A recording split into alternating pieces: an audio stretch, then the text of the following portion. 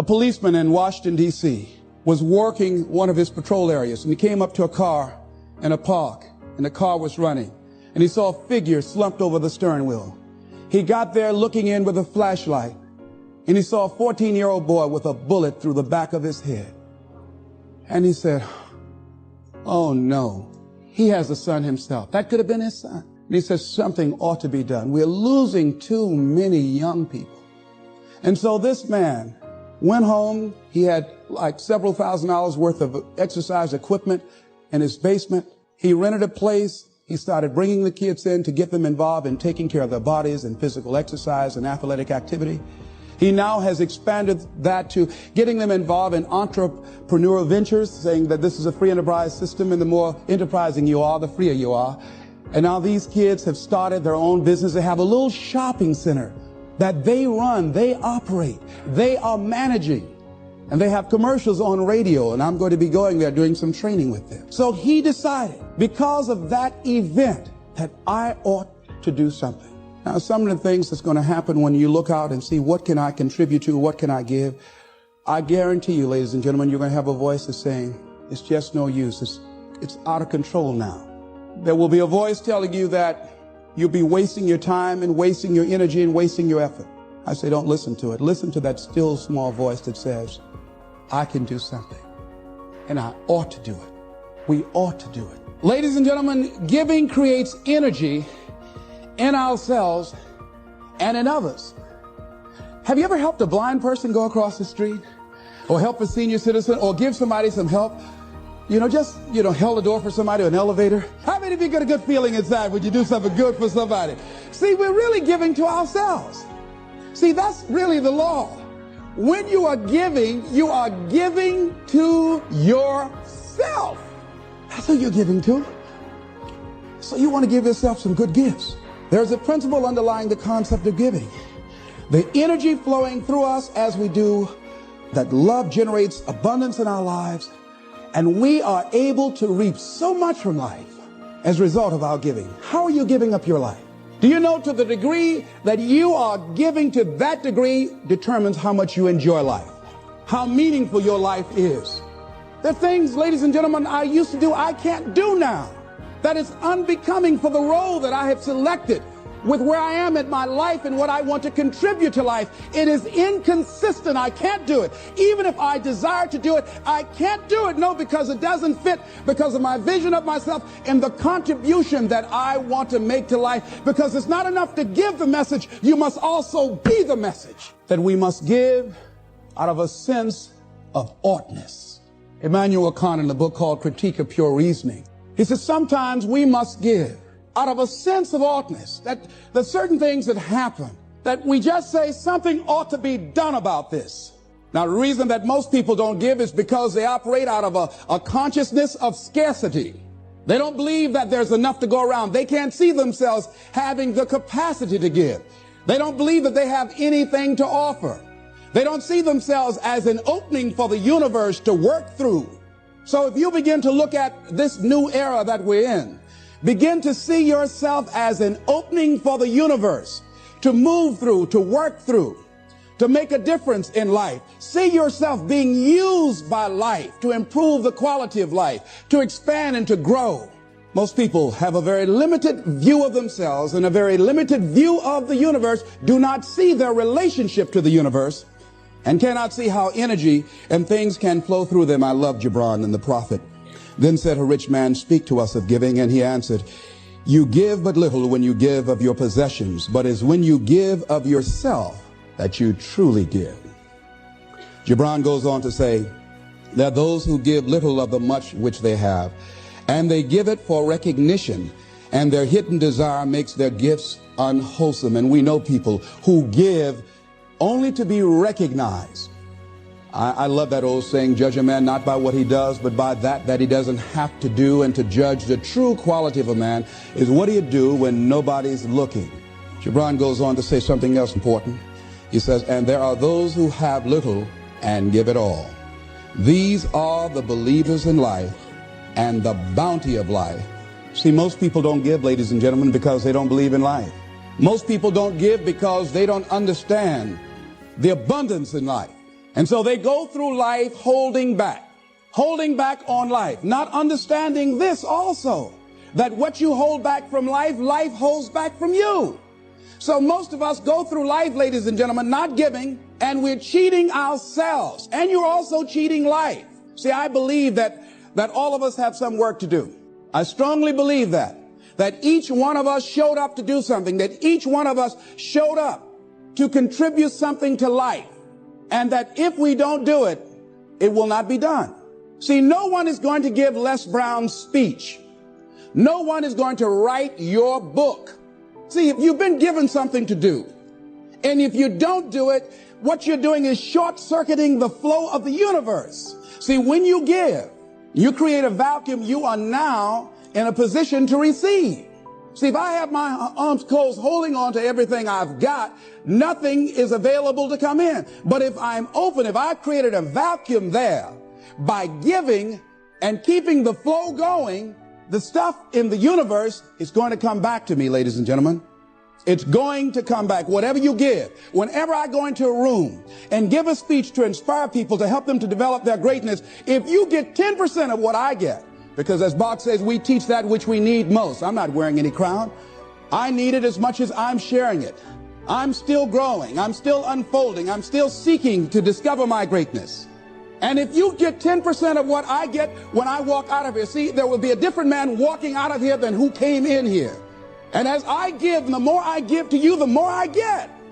Most people don't understand that. That's a law of life. Do you know that we can literally eliminate poverty overnight? We can eliminate hunger and homelessness overnight if people understood the concept of what giving means and the power in it, about the difference that it can make in our lives. I guarantee, if you go to any rundown neighborhood and interview the people there, evaluate their lifestyles and what they're doing and what they're contributing to life, and then go in a wealthy neighborhood and talk to those people and evaluate them and check out what they're doing with their energy and their time and what they're contributing to life. Here's what you're going to discover what Earl Nightingale said. He said, our success in life is directly related to the quantity and the quality of the service that we give. Life changes every day. Sometimes things will be going your way. Sometimes things work well for you. Sometimes it won't work so well. Sometimes you'll have your health, you're feeling good and energetic, have a yes I can attitude, and there's some things that can happen to you in life that can take all of that from you. All of that can go. Sometimes you might be financially secure, and a sickness, one sickness can wipe out an illness. Life always changes.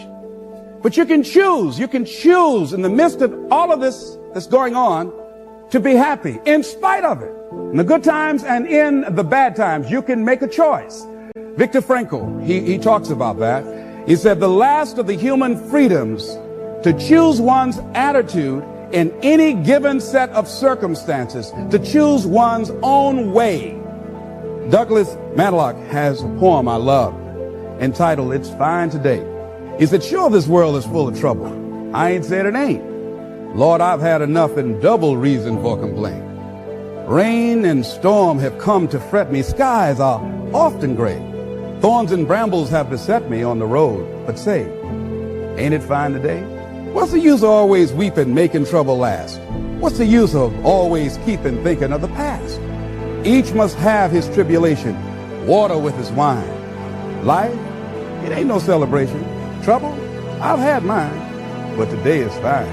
It's today that I'm living, not a month ago, having, losing, taking, giving, as time wills it so. Yesterday, a cloud of sorrow fell across the way. It may rain again tomorrow. It may rain, but say, ain't it fine today? If a cloud of sorrow comes over here, ain't it fine today? Living in the moment, getting everything we can out of where we are in the moment where we are right now. Living in the present. The other thing is willingness to let people and things go.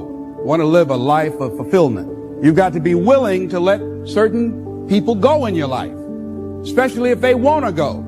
When they're no longer good for you, just let them go. Just to hold on tenaciously really doesn't make really good sense, all right? Just many times we do it because we don't realize that we might desire it, but we don't need it.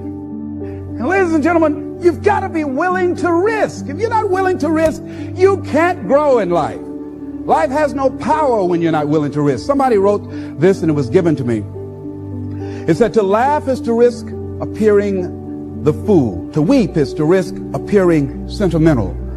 To reach out for another is to risk involvement. To expose feelings is to risk exposing your true self. To place your ideas, your dreams before a crowd is to risk their loss. To love is to risk not being loved in return. To live is to risk dying. To hope is to risk despair. To try is to risk failure. But risk must be taken because the greatest hazard in life is to risk nothing. The person who risks nothing, does nothing, has nothing, is nothing. They may avoid suffering and sorrow, but they cannot learn, feel, change, grow, love, and live. Chained by their certitudes, they are a slave. They have forfeited their freedom. Only a person who risks is free. Next thing is face the truth about life and deal with it. And a lot of people, when someone in their life that they love very much dies, they allow it to take such a toll on them. They make themselves miserable, and they literally will themselves to die early because they feel without this person they have nothing to look forward to. And no, life has other opportunities, other relationships, other experiences for us. And the people that we love really want us to go on. Other thing is, things are going to happen to you. Here, in order to have a fulfilling life, knowing that things are going to happen, expect the unexpected. Whatever happens to you, use everything for your upliftment, learning, and growth. Everything that happens, use it for your upliftment, learning, and growth. In the midst of it, ask, what can I learn from this? What can I get from this? How did I end up here? What's the blessing in this for me? Ask yourself that, whatever it is, and don't let it go until you get your blessing out of it, because there's a blessing there. There's a lesson there. There's something for you in everything that happens to you for you to learn from that experience. Look at it, examine it, analyze it, dissect it, take it apart until it reveals itself to you, and then get what you need from that and move on. The next thing is, live each day with integrity. Don't try and get over in life. Don't try and cheat. See, a lot of people like to try and cheat. I was with a friend of mine, and we went into a service station to get some gas. They gave me back too much change. I discovered it down the road, and I was turning around going back. Guy said, "You're a fool. Hey, man, what when they don't give people enough change? You think they flag the people down?" I said, "I'm not responsible for them. I'm responsible for me." I went back and I told the guy, "Excuse me, sir, you gave me a $20 bill too much." I gave it to the guy. The guy just took it and walked away. Didn't say thank you. The guy in the car laughed and said, "I told you, you fool. I'd have kept that." I said, I'm not responsible for his attitude. I don't care. Knowing that he would not say thank you, I would still give it back to him. Because my image of myself says, hey, you don't take something that doesn't belong to you. That's the way my mother raised me. Don't try and cheat. Say, well, this little bit won't count. Everything counts. I like what Whitaker says, what you think about me is none of my spiritual business. So when you're keeping integrity with yourself, that's going to bring you under a lot of pressure. See, most people stop short of their dreams and park and get off the highway of life because of the rejections of life. You will always be rejected. It's no big deal. Jack Canfield said rejection is a myth. It's not like when somebody says no and then they slap you. No, it's just, to me, make no your vitamin. Get excited about the no. Why? Because every time someone says no, that brings you another step to a yes. You're getting closer. Trust me, you will win if you don't quit. You will win if you don't quit. Even a broke clock is right twice a day. The other thing is, as you look at yourself and look at your goals and look at your dreams, assess yourself. What are your strengths? What are your weaknesses? What do you bring to the table? When I looked at becoming a motivational speaker.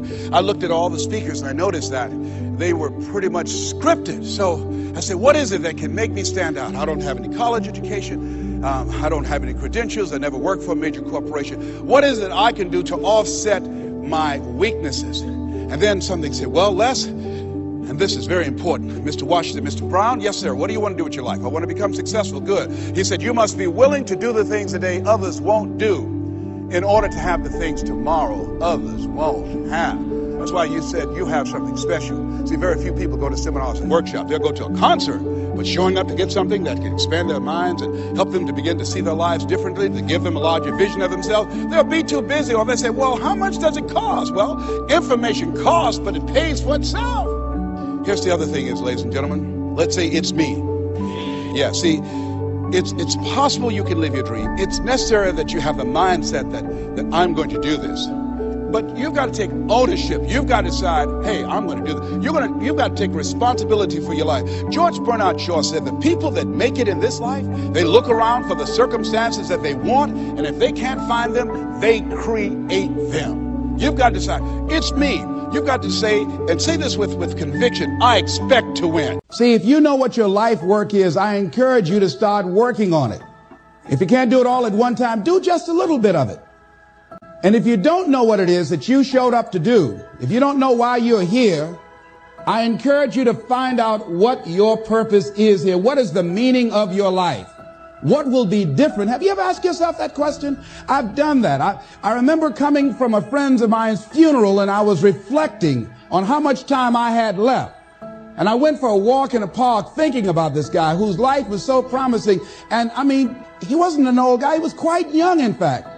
And I thought about all of the things that he said he was going to do, and he never got a chance to do those things. And I started thinking about my own life and how much time I had left to do the things that I would like to do. And at that time, I wasn't sure what my life purpose was, what my life's work was. I wasn't sure about it at that time. And I thought about it quite a lot. I had some idea, but I wasn't convinced, and I don't think I felt worthy. I didn't believe that it could be me to do this kind of work that I'm doing right now. And I say to you that if you begin to take a conscious effort to find out what it is that you're supposed to do, I say that it can literally save your life. See, when you're going someplace and you already know how much you're going to make, you already know how far you can go, you're in a dead-end position. It erodes your self-esteem. It lowers your sense of yourself. It creates an inner turmoil. It creates an emptiness in you. So I say that your life is worth finding what it is that you're supposed to do. And I'm not saying quit your job. I'm saying find it and do just a little bit of it. When I wanted to become involved in speaking, I started just learning quotes, listening to other people's tapes, going to seminars, going to workshops, asking other people to help me.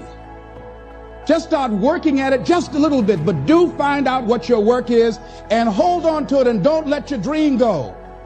Don't let it go. Unless you've made some major mistakes in life, you haven't started living yet. So a lot of people, if you've never made any major blunders, made some major mistakes, lost some serious money, taken some serious risk, you haven't started living yet. You don't call that living. Not rocking the boat, going through life quietly, tiptoeing safely to an early grave. No. You got to take some chances. You want to bring some adventure to your life. See, a lot of people, because they don't want to make any mistakes, it takes us to the next level. A lot of people don't want to fail. Fear of failure, fear of success, and guess what else? Fear of the unknown. See, at some point in time, all of us have seen our destiny. I was 6 years old, a man by the name of Reverend Ed Graham, Mount Zion Baptist Church in Miami. I was 6 years old right before Christmas. My mother was ill. We had no food in the house. And this tall, strapping man around 6'1" came to the door with a food basket in his hand. And he says, hello, is this the Brown family? My mother said, yes. I understand that you have 2 sons and a daughter and that you have no food. Yes, I'm from Mount Zion Baptist Church, and around Christmas time we pass out food baskets to needy families. Take the basket in behalf of the church and have a nice Christmas. And when he walked out, I said, Oh boy, I'd like to be like that man. And I went to his church and I used to watch him speak, and tall and powerful and dynamic speaker, such eloquence. One of his favorite people was the poet Kipling, who wrote, "If you can keep your head when all about you are losing theirs and blaming it on you." All of us have seen our destiny at some point in time, and we decided not to listen. We decided to ignore it and say, no, that's not for me. Life came in and slapped us side the head, and we stopped dreaming anymore. Bigger Thomas said, the impulse to dream has been slowly beaten out of me through the experience of life. And that's what causes many of us to give up on our volcano. The experiences and the challenges, the defeats, the disappointments, and the failures of life. Then we decide to prematurely throw in the towel on ourselves, or to sell out on our true potential, sell out on living our dreams, feeling that we're not good enough, not wanting to make any mistakes, particularly if you're raised with a great deal of criticism. So you've got to be willing to prepare yourself and do the best you can. Take your best shot and let the chips fall where they may. And so as you begin to look at people become afraid of success because they feel they're not good enough, they can't handle it, the responsibility is too big. I've been there. And when you feel that way, you begin to unconsciously work against yourself to make sure that you don't get it. You begin to sabotage your own potential in a variety of ways, through procrastinating, through not taking care of business, not giving reports on time, not spending your time wisely, squandering your time looking at a lot of idle television, or spend all your time lamenting and complaining about how bad things are, using your energy negatively rather than positively, complaining rather than producing. That's what we do when we're afraid of really making it. And when you're afraid of the unknown, when you're afraid to take that leap, when you're afraid to venture out there, that's a real challenge. I'm reminded about a little boy. Two little guys were out playing on some ice that was supposed to have been solid. And one of the little boys stepped on a thin area of the ice and fell in a hole. And as he began to start thrashing in the water, he began to move with the undercurrent to other areas of the ice, and his friend was there trying to help him, beating, hitting the ice, trying to save his friend.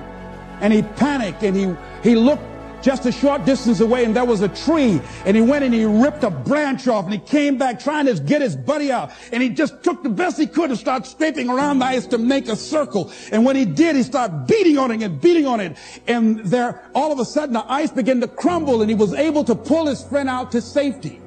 When the paramedics finally got there, they saw what had happened, how thick the ice was. He saved the little boy's life, but what baffled them, they looked at the branch, and they looked at this little scrawny guy and said, how did he do this?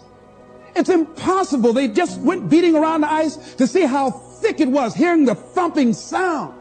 Said, how did he do that?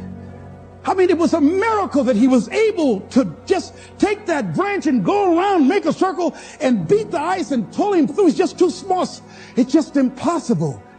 And an old man standing around, hearing the conversation, stepped forward and said, I can tell you how he did it.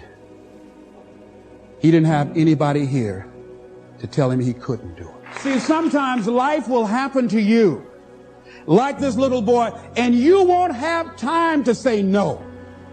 You won't have time to think that you can't do it. The only time you will have is to act, to take the leap of faith and believe that everything is going to be all right. Take that leap of faith. Trust yourself and know within yourself that everything's going to be all right. But aren't there some guarantees you can give us, Les? Yes. What is that? You're going to die. In case you didn't understand that, you can't get out of life alive. So I'm saying to you, you got 6 months to live. Live your life now. Live your dreams now. Start acting like this is your last day on the planet. See, if we decide that we don't need a pronouncement from some physician to say we have 6 months to a year to live in order to really begin to appreciate the beauty of life, in order to really to make some hard decisions in life. See, we have the power in our hands. Like those little boys, we have that kind of power, that kind of genius, that kind of fortune, that kind of wealth, that kind of happiness, that kind of sense of fulfillment in our hands. We have that. We have that. It's in our hands. It's on us. And nobody can make that decision for us. We can give it away. We can give it to the company store for $400 or $500 a week. Or we can exchange it for how people think about us, how they feel about us, and go through life and resign ourselves to be miserable as we go to our graves, looking good for everybody else, except to ourselves. Or we can decide, hey, wait, this is the only life that I have. And that is my volcano. And I'm going to take the leap of faith. I'm going to jump in it. And I'm going to handle it because I know the universe will never give me anything I don't have the capacity to handle. See, I say to you that you've got the power within you to handle any kind of volcano in your life, regardless of how it shows up, regardless of any kind of challenge that you might have in your life. I say to you, you got that in you right now. Where will it come from? Don't worry. If you trust yourself, it will come to you at the right time in which you need it. See, most people are not accumulating wealth. Most people are living in poverty. Most people are living far below their potential, not because they don't have the capacity, not because they have not been given authority and dominion over everything on the face of the earth. But most people are living like they're living because of the fact that they don't believe they can have any more than what they now have. In the book called Miseducation of the Negro, Dr. Carter G. Woodson said, if you can determine what a man shall think, you'll never have to concern yourself with what he will do. If you can make a man feel inferior, you never have to compel him to seek an inferior status, for he will seek it himself. And if you can make a man feel justly an outcast, you never have to order him to go to the back door. He'll go without being told. And if there's no door, his very nature will demand one. That's why Scripture reminds us, be ye not conformed to this world, but be ye transformed by the renewing of your mind. So every day you have to sell yourself and get out of your mind those old thoughts, that old belief system. Every day you've got to sell yourself on that it's possible. That you got to put a new mind in you. You got to get out of your mind. You got to begin to restructure your thinking. Every day you've got to begin to recondition your mind. See, let me share something with you. The easiest thing I've ever done was to earn $1 million. The most difficult thing I've ever done was to believe it could happen to me. That was the most difficult part, to believe that given my circumstances, if my birth parents came down this aisle right now, I would not know either one if my daddy came up here or my mother came up here. Given the fact that I was born in an abandoned building on a floor, being labeled educable, mentally retarded. I remember going to see the late Dr. Norman Vincent Peale, the author of the book, The Power of Positive Thinking. And I used to look at him up on stage and I said, I could do that. I would love to talk to people. I love to talk to people. And I said, I could do that. But then when I started going back to my car, my mental conditioning activated itself. And it said, Les Brown, you can't do that. You don't have a college education. Les Brown, you can't do that. You don't have the training. You've never worked for a major corporation. You can't do that. What makes you think you can earn $5, $10, $15, $20,000 in an hour? You don't earn that now working for 2 or 3 months. What makes you think that you can speak for AT&T, Procter & Gamble, McDonald's Corporation, General Electric? These are clients I have now. You've never even worked for them. How many of you ever thought about something you wanted to do and you talk yourself out of it? Raise your hand if you know what I'm talking about. That inner conversation is what's going to haunt you. After standing here and saying, I can do all things through Christ who strengthens me. After saying that again and again, we are more than conquerors. That inner conversation will cause you, when you leave here, to go back leading a life of mediocrity, leading a life of unproductivity, leading a life of poverty. So I'm going to share with you how to break out of that. Whatever it is that you want to do, ladies and gentlemen, here's something that's very key for you. There must be on your part a willingness to do what is required, a willingness. If there are 75 things to do to achieve your goal, if there's one thing on that list of 75 that you're not willing to do, I guarantee you that's the first thing that will come up for you and will kick your butt. See, I always wanted to be a speaker and a trainer. I wanted to make an indelible impact in the training industry, but I didn't want to be a businessman. I'm a first-generation entrepreneur in my family. Because I was told I was dumb and stupid most of my life, I unconsciously developed a tremendous phobia about paper. If you say, let's write me a speech, I automatically become nervous. I can't write you a speech, but I can give you a speech. But I can't write you one. I can't tell you the principles of speaking and what it takes, but I can demonstrate it for you. I can show you how to speak, but I can't give you a written explanation for it. I'm not smart like my sister who graduated from the University of Miami, but I have people on my staff with her education that work for me. But I can't write stuff that they write because that's not my area of strength. But so I had a fear. I felt I could not operate a business. And so I wanted to hire a consultant to take care of the details. I had given this consultant power of attorney to sign checks and handle my business. I called my consultant and said, listen, I've thought about this. It's time for me to grow.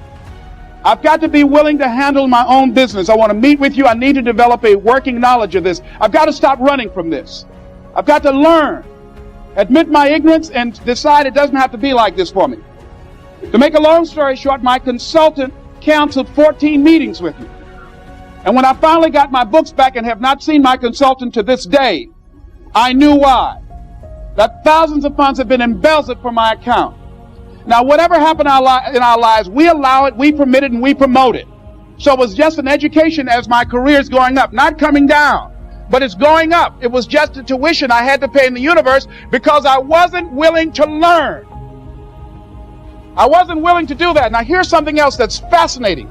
I said, okay, see, if you're not willing to grow in life, life will kick your butt until you surrender. So I said, okay, I'm willing to learn. And here's what I discovered. It's not as hard as I thought it would be.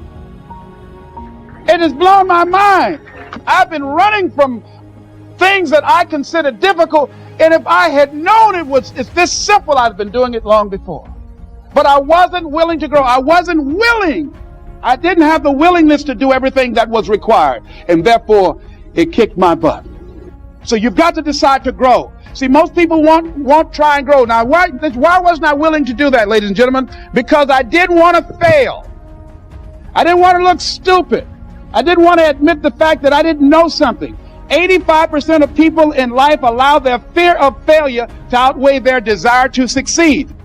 See, if you know how to do something right, well, it only makes sense to do it right. But see, I wasn't willing to be a businessman badly. See, if you want to make it in life, here's how you can begin to make your goal, ladies and gentlemen. Decide to make your life a great experiment. See, most people want to experiment, ladies and gentlemen. Most people want to be perfect when they come out the gate. Most people want to do things right all the time. You're not going to do everything right. You're going to make a lot of mistakes. You're going to have a lot of...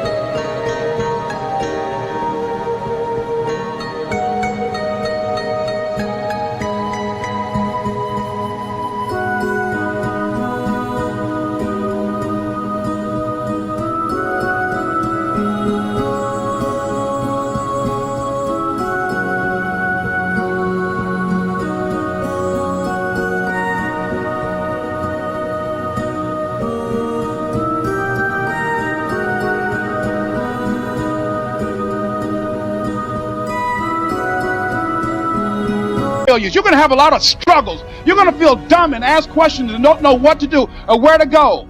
And that's part of growing. That's part of the experimentation process. See, life is about living. Life is about growing. Life is about challenging yourself. Life is about stretching.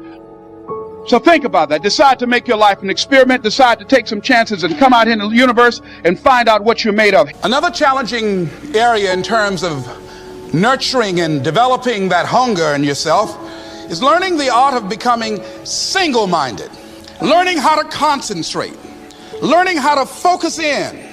And you'll be surprised at the things that you're able to do. When you learn how to block things out, when you learn how to keep thine eyes single, you'll be surprised at the ideas that will come to you, of the people that you'll be able to attract, of the opportunities that you'll be able to see. You'll begin to see things that have been standing there looking you in the face, say, I can't believe this has been here all this time. Here's a habit that I do. Maybe it might be of some value to you. I get up in the morning and I start writing what great ideas that I can think of today that can improve me and that will enable me to reach my goal. And I just let my mind flow. Sometimes I write 15, 20 ideas. Some days it's more difficult than others. It was Whitney Young. He said, it's better to be prepared for an opportunity and not have one than to have an opportunity and not be prepared. One idea can turn your life around.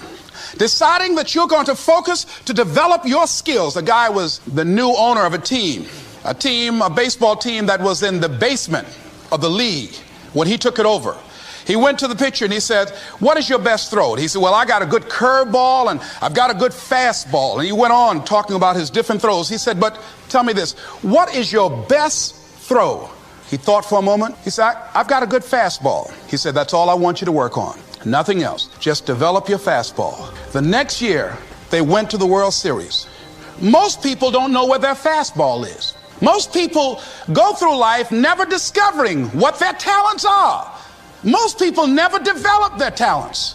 They have skills and abilities, but if you don't nurture them, if you don't develop them, they will never serve you. Your gifts can take you many places if you develop your gifts. Most of us don't like to do those things that come easy to us. I've always loved to talk to people. I decided, taking this advice, to develop my skills as a speaker. And my gift has developed and it's taken me many places. You have something that you brought to the universe, and that if you decide that my life deserves my developing this, what I do well, and becoming the best at it and mastering myself and seeing what I have within me, if you decide to drop your buckets where you are and develop your gifts, I grant you, you'll never ever be without. I grant you that your gifts will take you places that will literally amaze you. I grant you that if you begin to work to develop your gifts, you'll develop a strong sense of happiness. You'll get a larger vision of yourself, because part of beginning to get a larger vision of yourself, all of us need some area of our lives where we can have a feeling of competence. That people know when they think about this area, that's something you do. That you eat and sleep that. And that you do that. You do that. So you've got to work on it.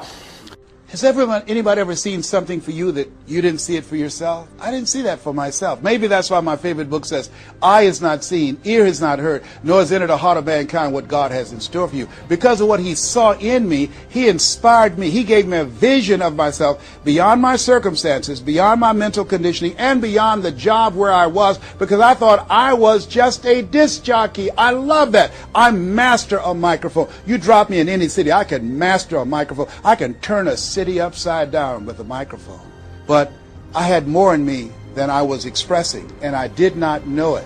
And because of his encouragement, I became a community activist. Because of his encouragement, I started doing a talk show called Voice of the People. Because of his encouragement, when I got out of radio, I ran for the Ohio legislature, and I was elected. And because of his encouragement, I passed 14 bills my first term. Because of his encouragement, I was elected 3 times and became the chairman of the Human Resource Committee. Because of his encouragement, I became a public speaker. Because of his encouragement, I became an author. Because of his encouragement, I did a show for King World called The Les Brown Show, and they paid me $5 million, $2 million not to speak. Because of his encouragement, I produced specials for PBS, public television. They said, you couldn't do that. You don't have a college education. It's educational television. Because of his encouragement, I did so many things I had absolutely no idea that I could do. I encourage you to live full and to die empty. There's more in you right now than just working on a job where they pay you just enough to keep you from quitting and you work just hard enough to keep from getting fired. And when you make the decision and identify that key area of your life that you need to make a radical change, things will begin to open up for you. Now, here's the other thing that's very important. Once you identify your goal, I want you to get, if possible, a visual picture of your goal. My major goal was to buy my mother a home. I got the picture of the home with a 12-foot swimming pool and a basketball court on a golf course. I bought that home for my mother. It cost just over $400,000, 10,000 square feet. I had a picture long before I had the money and the down payment to get it. My goal was to be known nationally and internationally as a speaker. I had that goal. I had a card that I had on one side, asking and shall be given, seeking ye shall find, knocking and shall be opened. On the other side I had, I'm the world's #1 orator. I produced that result in my life. I had a goal of becoming a talk show host. I used to watch Phil Donahue, and I put my picture on the screen of the television. As I listened to the program, I visualized myself there, and I was called by King World Production, and I had my own talk show. Well, it was the highest rated, fastest canceled talk show in the history of television. It's called life. Now, here's something else. You will fail your way to success. Trust me on that. You can have a lot of failures, a lot of disappointments, but you will fail your way to success. Goethe says that which does not kill you will make you stronger. See, 85% of people allow their fear of failure to outweigh their desire to succeed. That's why you have to be of good courage. You have to have courage. When life knocks you down, I have a saying, try and land on your back, because if you can look up, you can get up. So once you look at and decide the goal that you want to put some things, or put a treasure board or a goal board and have pictures of the goal that you want to achieve so you can see it every day when you get up in the morning and the last thing at night. You're programming your subconscious mind where 9 out of 10 decisions that you make comes from there. I used to do door-to-door sales, and I was working with another friend of mine, and door-to-door sales, I mean, it's punishing. It's cruel and unusual punishment. And I was a little boy knocking on the door. Hello, would you like to buy a nice working television set? No money down? No! Bam! They slammed the door in your face. And the friend of mine that was working with me, they slammed the door in his face, and I looked back and he was going to the car. He said, I can't do this. And he sat down in the car and he said, you go ahead, I'll be here when you get back. Now, he had a mother and father to take care of him. My mother was ill. I am adopted. I was hungry. I had to go on. I learned something about myself. That when you step into your fears, somebody said, it was Winston Churchill, he said that courage is going from failure to failure without losing enthusiasm. When you step into your fears and continue to push yourself to go on, something happens for you. It will enable you to transcend yourself. I went to the next door. You like to buy a nice working television? No! Bam! Went to the next one. No! Bam! After a while, I no longer took it personal. And I began to play a game. I said, well, I know there's a yes out here somewhere, and I'm going to keep on till I find it. And I'm not going home until I do. And I continued to knock on doors. And then somebody eventually would say yes. And I said, are you sure? And I would go in there and I would get the sale. When you have something you want to do, if you don't develop the courage to do that which has been given you to do, and you spend a lot of time going around trying to convince other people or trying to get their approval, what will happen is that you will lose your nerve. And other people will convince you that what you're doing doesn't have any value, and you'll give up on your dream. It's an interesting thing about life, I've also found, that if you don't have the courage to act, sometimes, and particularly, if you have something special to do, life will move on you. Abraham Maslow said that life is about growth. And he said, you can either go back to your comfort zone, and there you won't find any growth, or you must be willing to go forward and face your fears again and again and again, because you're never going to have a fear-free existence. I mean, some fear is acceptable and legitimate. There are some things that you really should be afraid of. Now, you shouldn't allow it to immobilize you. You acknowledge it, you take it into account, and you carry yourself accordingly. There are times that we should proceed with caution, but it's the difference between being stopped by fear. It's the difference between having a fear and the fear having you. So what do? One, acknowledge it and knowing that it's okay. Don't condemn yourself for being afraid. It's perfectly fine to have some fears. You acknowledge your fears, you embrace those fears, and then you move on. You act on whatever it is that you fear. Because once you embrace it, see, what you resist will persist. What you resist will persist. So one of the most important things is to begin to embrace your fear. So what we've got to begin to do, how do we handle that? What's the process? Because it's all up in here. One, I think, is imagine the worst case scenario. Then I had another technique I used. Visualize yourself being more than able and capable of handling it.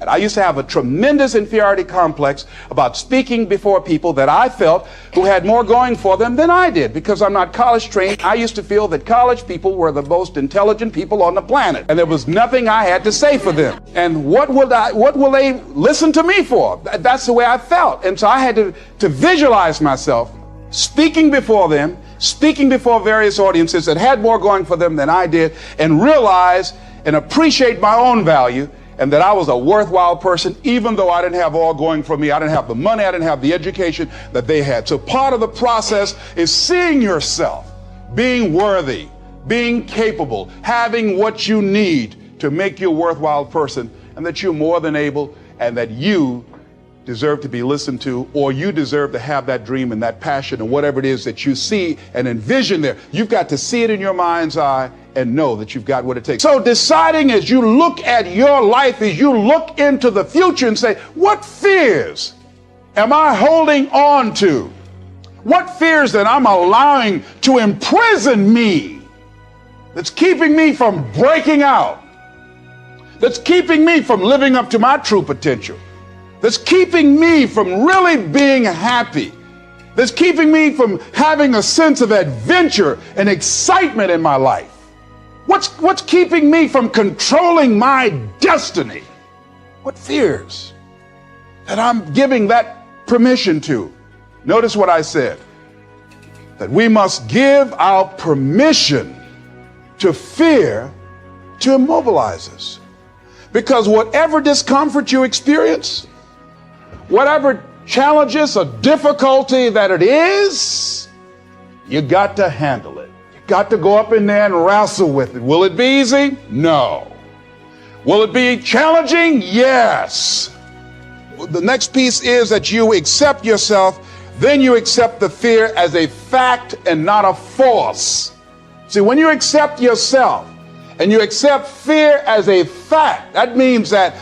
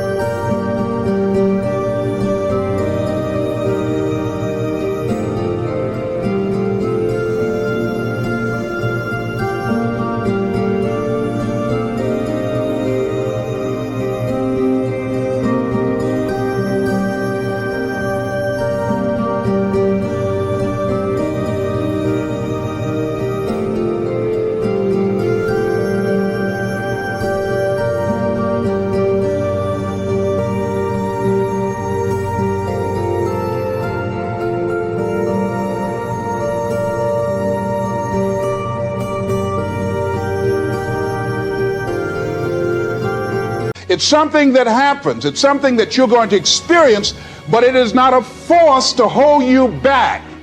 It doesn't have any special power other than that you give it. So you accept the fact that you are afraid, and then you move on anyhow. You move on past it, and you do whatever you've got to do. See, when you are not filling your life with the things that you are capable of doing. See, we all have some stuff that we've been given. And I don't think that it's optional for us to sit on what we have.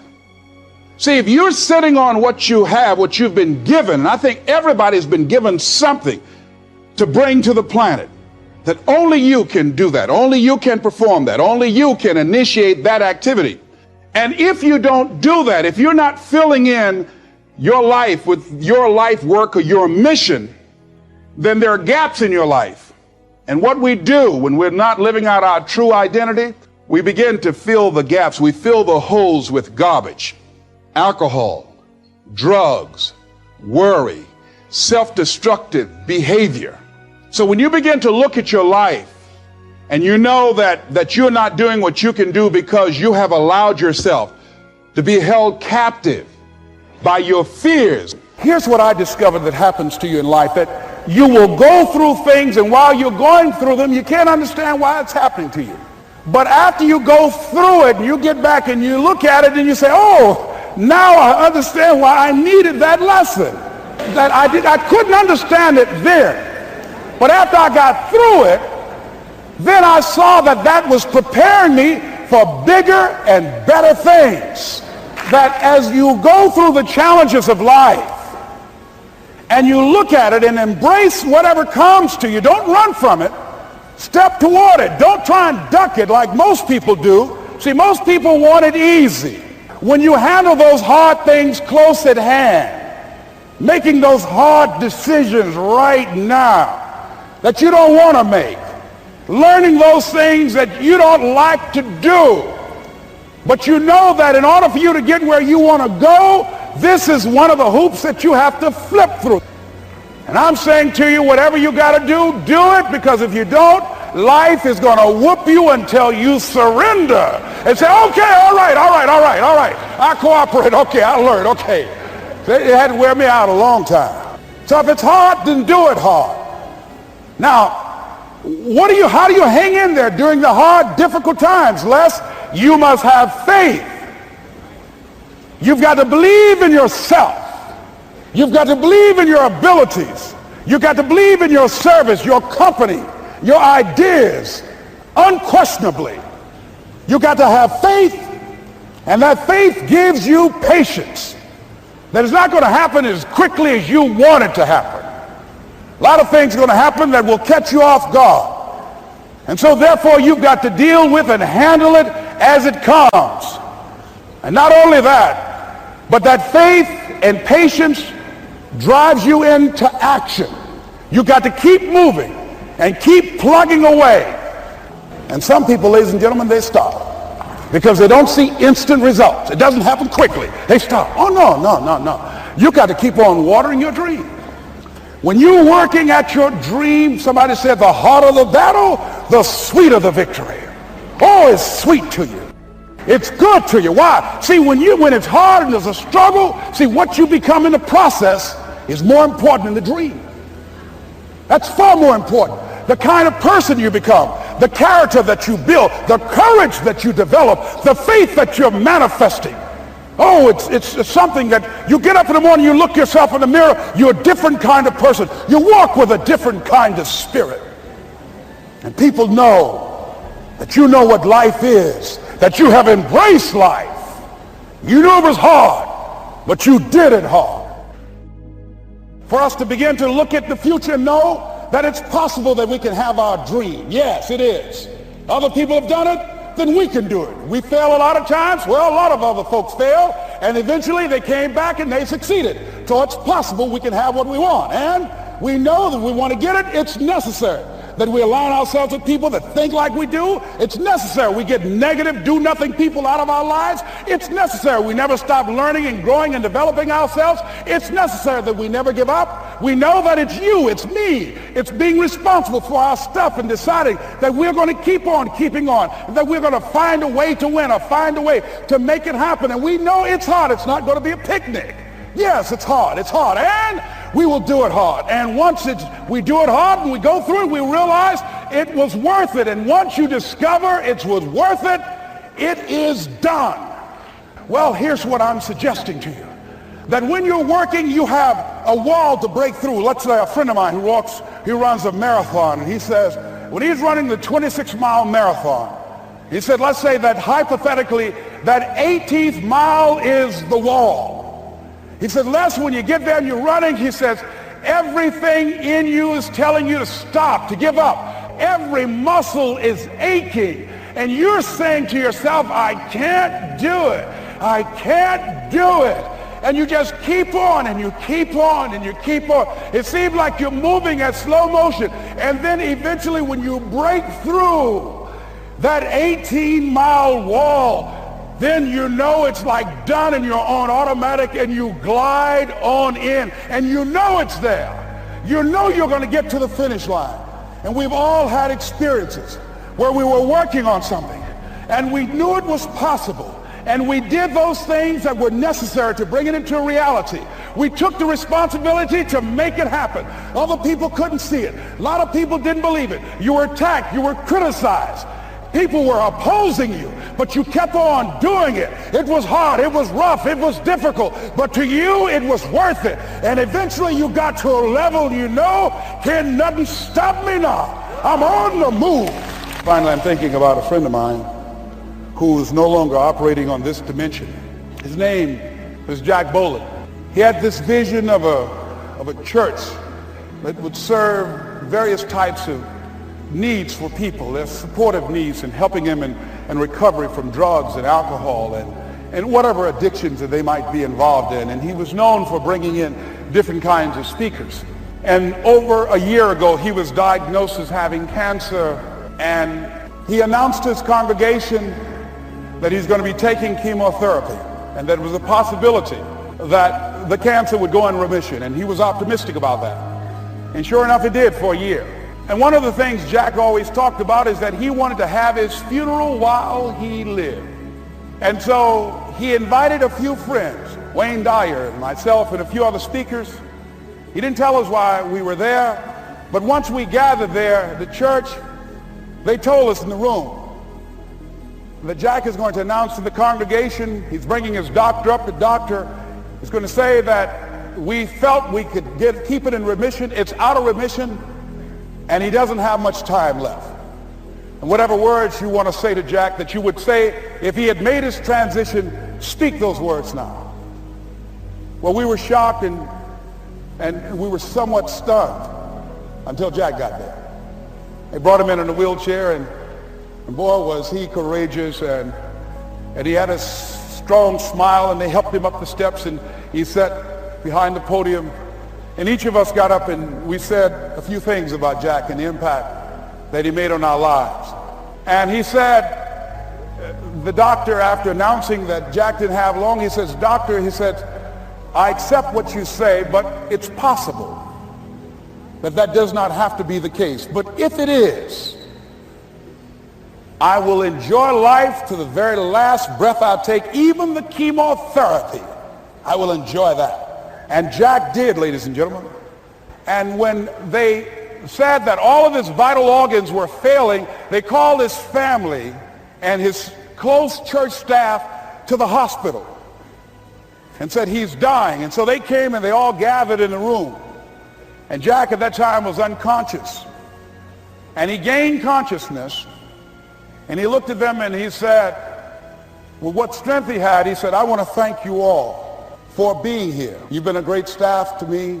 He looked at his sons, his daughter. He said, you've been a great family. He said, don't feel sorry for me. He said, I'm ready to go. I'm looking forward to the next adventure. And he sat there for a little while, laid there, and he closed his eyes, and he lost consciousness. About an hour and a half later, he opened his eyes, and he looked at them, he said, "This is embarrassing, I'm not dead yet." They were laughing through their tears. He said, "Hey, I hate giving up this kind of control." So they predicted that Jack would die at the end of February. And then on the 2nd, they said, he won't see the light of day. He will be dead by morning. Ladies and gentlemen, Jack died on March 4th. And we believe that even in his dying, Jack sent his congregation a message that I want to give to you with his permission. March 4th is the day he died, and we believe Jack was saying, March 4th. I remember once when I lost my job, when I was fired out of broadcasting, September 18th, I'll never forget, 1978. I was behind in my house notes, and my house was up for foreclosure. I did everything I could. I had borrowed as much money as I could borrow. I had talked to family members and friends. I did everything I could, and I couldn't get enough money, being unemployed for several months, applying for job after job after job, and couldn't get a job. I couldn't get enough money to save the house, but I never felt, and this is very important, the feeling that I had, I never felt that I was going to lose that house. I wanted that house. And so what I did was very uncanny. I released it. I did the best that I could, and at that time, with the limited money that I did have, I decided to take a trip with my family to Miami to go down and spend time in the sun with my children and my wife. We caught a Greyhound bus from Columbus, Ohio, and we went to Florida. By the time I arrived on the day that the bank was to foreclose at 12 noon on the house, I got a call from one of my former assistants who went by the house and called me and said, "Les, it's an emergency. Call Columbus right away." I did, and Carolyn Sloan said, "Les, you won't believe this. You have a check from the Internal Revenue Service on your income tax." And it was enough to pay the house notes, and I had money over. I never received a refund prior to that time or since that time, and I did not lose the house. So there are things that we don't know or understand, but we do know that if we do certain things, that things begin to happen that's in our favor, that shows that the universe is on our side. Everything that we're seeking, I believe that if we begin to align our thoughts with action and be relentless, don't try 2 or 3 things or 15 or 20 things, but 100 things, 500 things if necessary, 10,000 things as Edison did if necessary, until we find a way out. Many of us, we eliminate many possibilities for ourselves because we really don't do all we can do. I think A.L. Williams was right when he said, all we can do is all we can do, and all we can do is enough. And I think, honestly speaking, even judging from myself, and I think that my commitment is stronger than most people. But if I had to literally measure my commitment in terms of what I put forth in my dream, I would say that I might have given about 18 to 20% of what I'm really capable of. As high in consciousness as I believe that I am, comparatively speaking, where I used to be, I'm still nowhere near reaching 50% of the commitment that I can make to accelerate the growth and the development of my dream and the manifestation of the things that I know within myself that I'm capable of producing. So our biggest challenge is beginning to look at within ourselves to remove those energy blocks, because if we're not producing the income that we want, let us not look outside of ourselves, but look within ourselves to find out, how am I blocking me? Am I really giving it all that I have? Am I really being as creative as I can be? Am I really unstoppable? Am I as relentless as I can be? Am I exhausting every means possible? Am I turning up every rock to find what it is that I'm looking for. How is it that one man or woman can do it and do 1,000,000 times more than these other people and the other ones don't? It has to be consciousness. It has to be, and when we talk about consciousness, we're talking about a collection of our thoughts, our feelings, and our emotions and experiences used as an active force to produce in our lives that which we want to produce. Because everything that exists in life, the microphones that we're speaking in, the shoes that we have on our feet, the chairs that we're sitting in, the clothes that we're wearing, the homes that we live in, the cars that we drive, all of that came out of our consciousness. That all came out of the invisible into the visible. And man was the vehicle, the outlet to produce that. Wherever we are stopped in our dream, we stopped at a place called willingness. Anybody that's fallen short of their goals, they ran into something that they were not willing to handle. Because in order to reach your dream, in order to make things happen, there must be a willingness to do what is required. If the need is to raise $2,000, and let's say you have a set of tapes for $40, are you willing to make 200 calls a day? Are you willing to stand on a corner and talk to people and say, listen, I've got a set of tapes here that can change your life? Are you willing to make the commitment that you will not go to sleep until you sell at least 10 tapes a day? Are you willing to say, if it takes me 12 hours walking and talking to people all day long until I find 10 people that will say yes, if I have to talk to 200 people or 300 people, that in order to provide food for my family, to provide shelter, to not to have creditors hounding me, am I willing to talk to 300 people a day? Am I willing to stand in an airport and sell tapes? Am I willing to go out and make calls again and again and again? Am I willing to knock on doors? Am I willing to do that? See, if we have some skill, some ability, some knowledge, or some product, then the only thing that's between us and what we want to generate is our willingness to expend the energy to produce the results that we want. What am I willing to do with my energy, my time, and my knowledge to produce the results? That's the bottom line. What are you willing to do? And what most people don't realize is they don't give up on their goals because it becomes insurmountable or it's impossible. Is that they just looked at what they wanted and they just decided within themselves, consciously or unconsciously, I'm not willing to produce this result. Are you willing to say that I need $2,000 between now and next week, and come hell or high water, I will produce that?